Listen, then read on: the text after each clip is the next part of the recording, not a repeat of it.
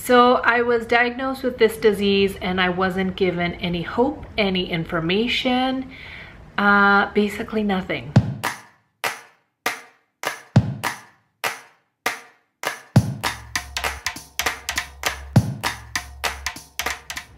Hey everyone, I hope you guys are doing really well. This is a video I have wanted to make for a very long time, but I've held off because there's so much information. There's so many parts to this story.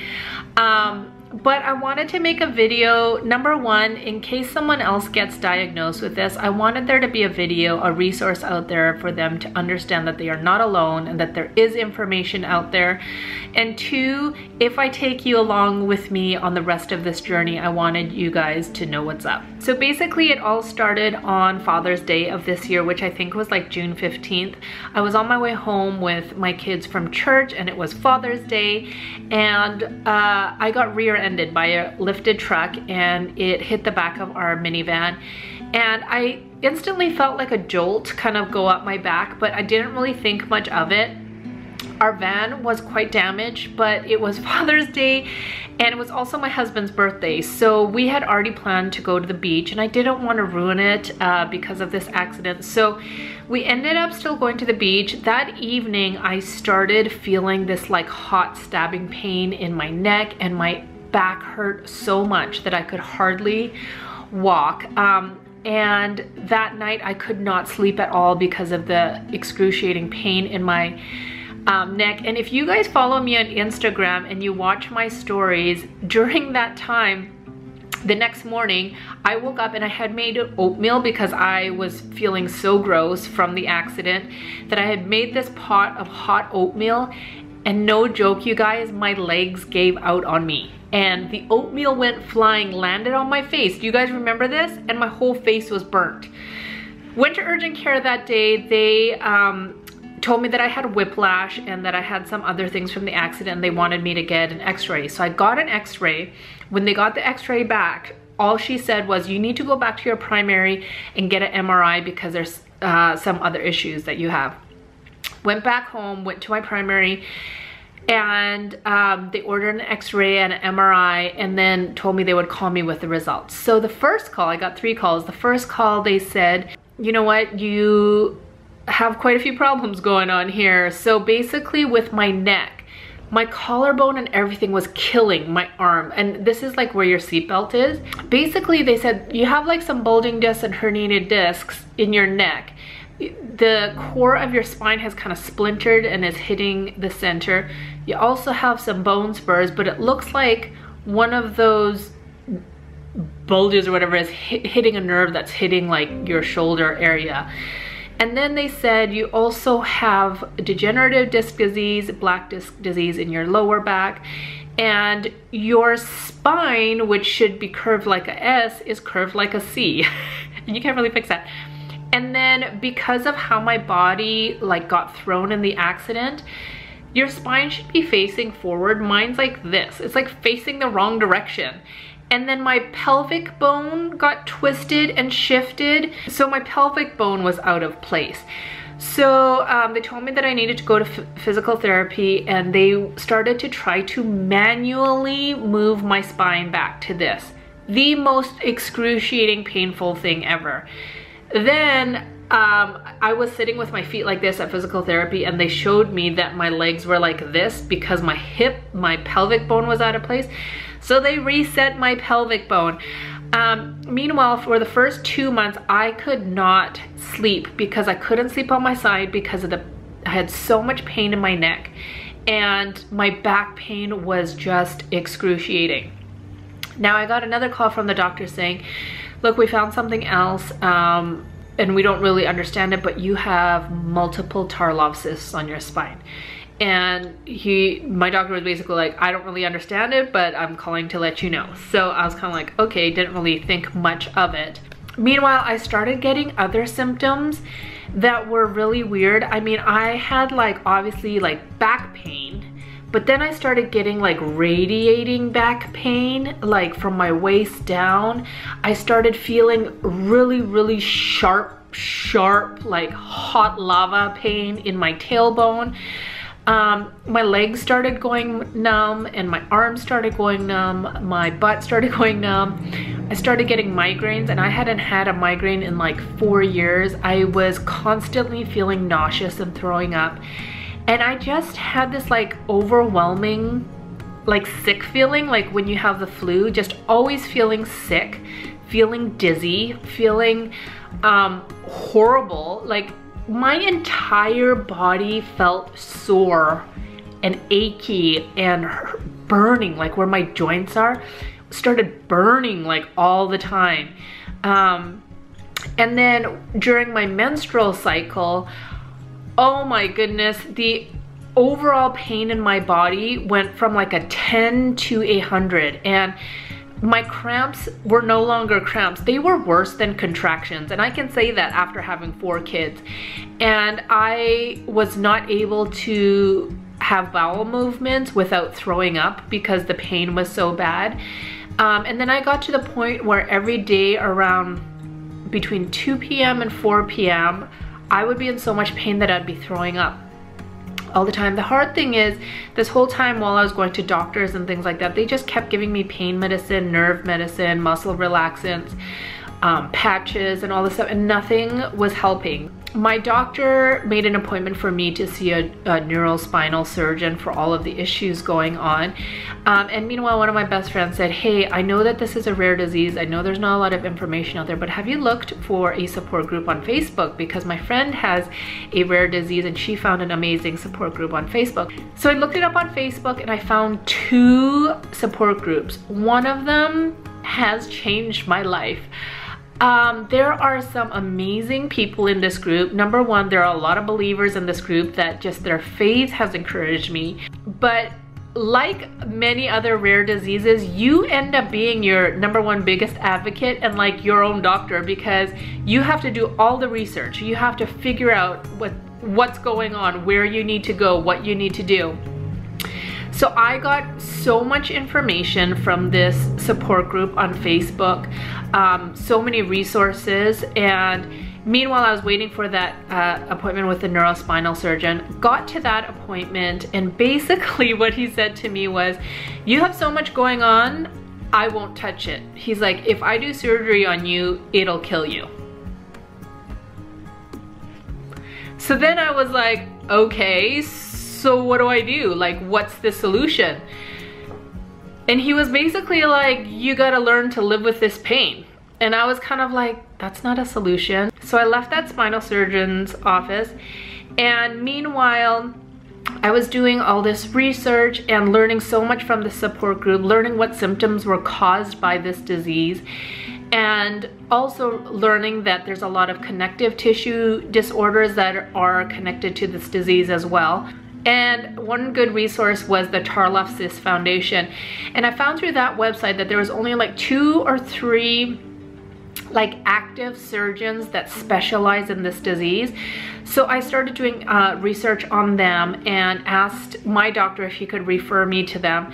And so he referred me to them, and in the meantime, I sent those 2 doctors my MRIs, my x-rays, all of my medical history, everything.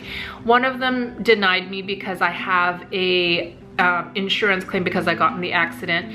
And so I only had one guy left. And I was so scared to hear back from him. And I heard back from his office and they said, okay, you're gonna have an on-phone consult with him in 2 months. So I waited 2 months, got the on-phone consult with him. Meanwhile, my symptoms have gotten worse and worse. I can't drive for more than 40 minutes without losing feeling in my leg, which is not safe. I can't sit up for a long time, like even sitting like this is really hard. 80% of my day, I have to be lying flat on my back, and it's still very, very painful. Just the overall sick feeling all the time, and I feel like I have no immune system. I just keep getting sick, and I always feel sick, and every part of my body, like my joints feel like they're on fire. I feel like all the tissue in my body hurts, and I have a really high pain tolerance, and I was quite healthy before this, you know. I was doing my HIIT workouts and I was active and all this stuff. So anyways, this surgeon finally calls me and I get on the phone, and thank the Lord he was super nice, because up till this point I was like, I cannot deal with one more person in the medical field that is not nice, because they're just no bedside manner.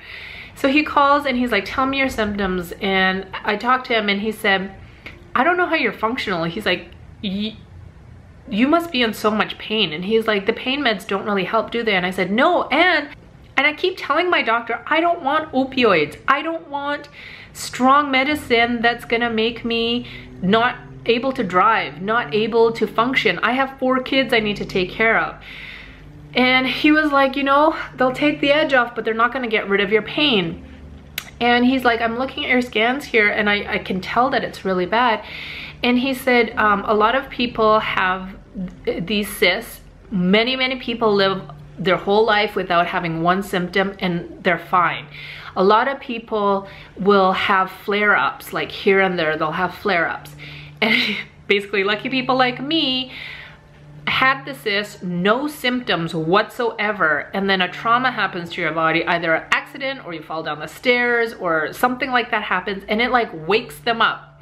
And not only does it wake them up and wake up all the symptoms, but a lot of people will have them and then the trauma makes them start ballooning up. And basically these cysts fill up with spinal fluid, and you can have spinal leaks, which is a problem. As they're ballooning up, they're hitting all the nerves on your spine. They can corrode your bone, which my tailbone is getting corroded as we speak. And it affects so many things. And he says most people who have this disease have this cyst along the back of their spine. He's like, you have them on the back, but you also have them on the front, which is not common. A rare disease, and then you're rare. And he's like, and unfortunately we can't get to the cyst on the front of your spine from your back. And I said, okay, well, can you tell which ones are symptomatic? And he said, yes, definitely. And he said, usually people who have the symptomatic cysts that need the surgery to get them removed will have 1 or 2 cysts that they need to get removed at a time. You have 8 that need to be removed ASAP. And I was kind of like, oh, okay. And I said, well, what's the success rate? And he's like, well, the success rate is 70%, that you would be like 70% better. And I was like, 70% sounds great. And I said, no one's even told me up to this point how many cysts I have. And basically he said that there were too many that he couldn't count, which that in itself is scary to me. So basically he said, don't worry. He's like, we've only been denied once by insurance. We'll take care of it and you'll hear from my office. So his office called me 2 days later and told me that my insurance does not cover outside medical whatever. So I am in the middle of going back and forth trying to get the insurance to cover this surgery. And time is kind of the essence, because some symptoms or damage that can happen to your body that would make you, let's say, lose function of your bowels or things like that cannot be reversible. And for me, who is still young, that's not acceptable to me. I don't accept that. I don't accept it. And you guys, the hardest part of this whole thing, besides being in pain all the time, feeling sick all the time, feeling guilty to my husband because he's been like working double time with the kids and doing everything, feeling bad to my kids for not being able to do things with them, not being able to go places with them, and even just having to lie flat 80% of the time has been really hard. Like sometimes I'm like, at least if I could sit up, then I could work on my computer, then I could do this, but I can't do anything. I have to just lie there flat, and even that is hard. So it's been really hard on me mentally. It's been hard because we don't have help with our kids, and my husband's just been doing so much. It's a lonely place, and I feel like in this season I have learned so much more compassion and empathy for people with chronic pain, chronic illnesses. I'm not gonna lie, you guys, this has been like the hardest season of my life, and I've been through some hard seasons. I've been through some hard seasons, and this has been the hardest. And it's hard because being in one of the hardest seasons, there's certain things that you realize a lot about the people around you and the relationships in your life.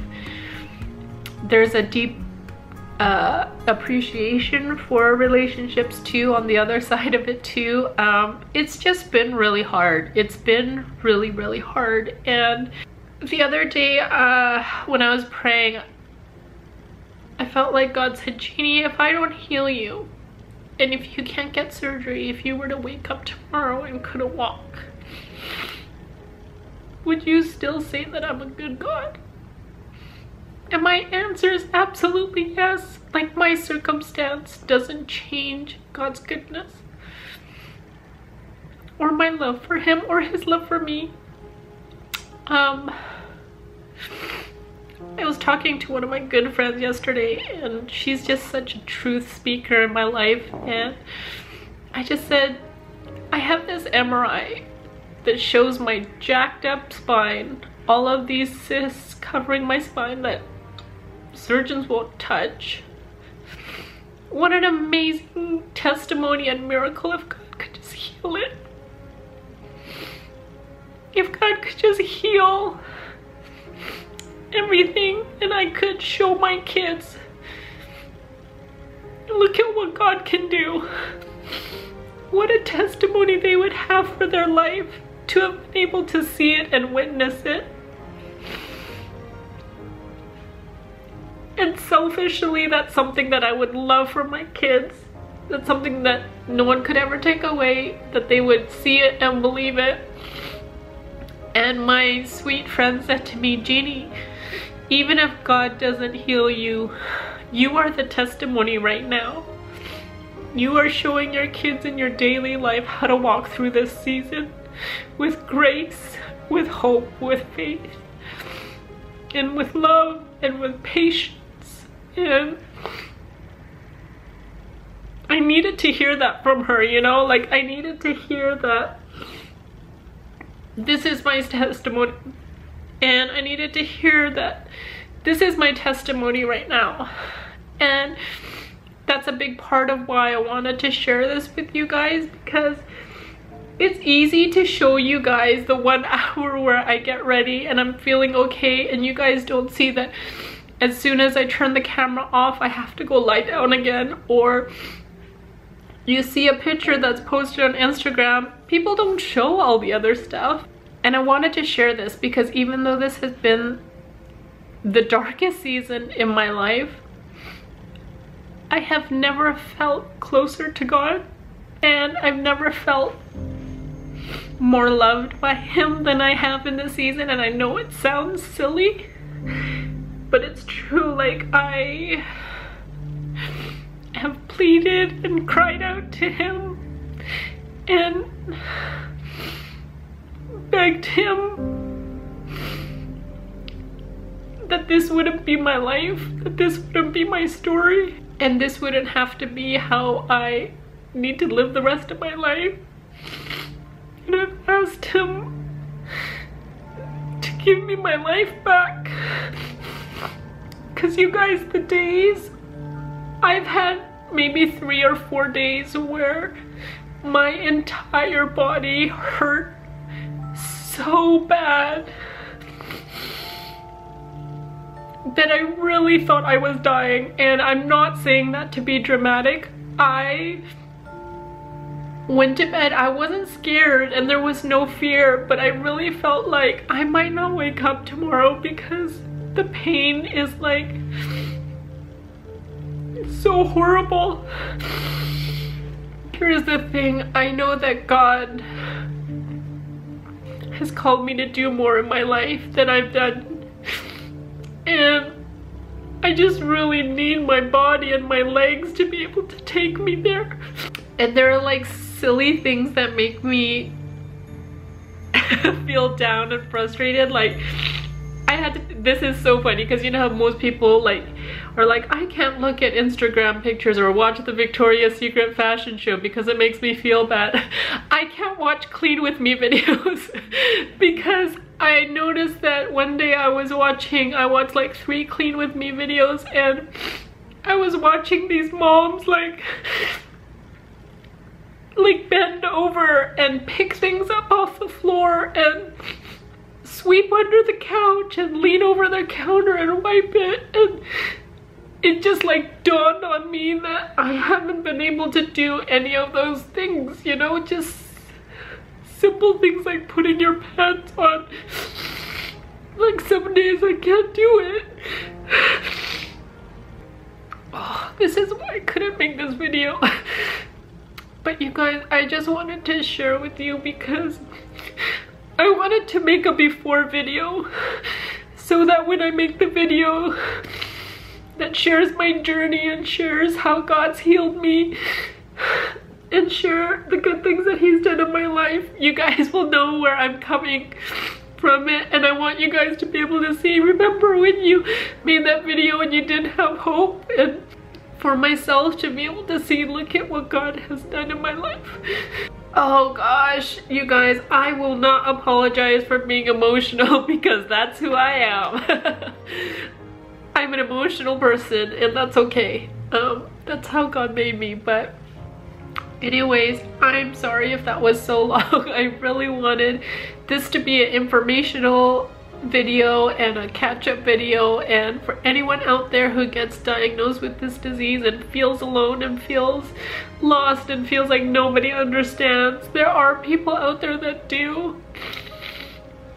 And I do want to ask you guys to pray for me, to pray for healing, to pray for favor with insurance and doctors, and for wisdom to make the right decisions. When my husband was asking me what Christmas presents I wanted, like, you guys, I had been looking up wheelchairs, and that just does something to you. It just does something to you mentally. So just pray that, you know, I keep positive and stay encouraged and remember God's promises over my life. So anyways, sorry for all this.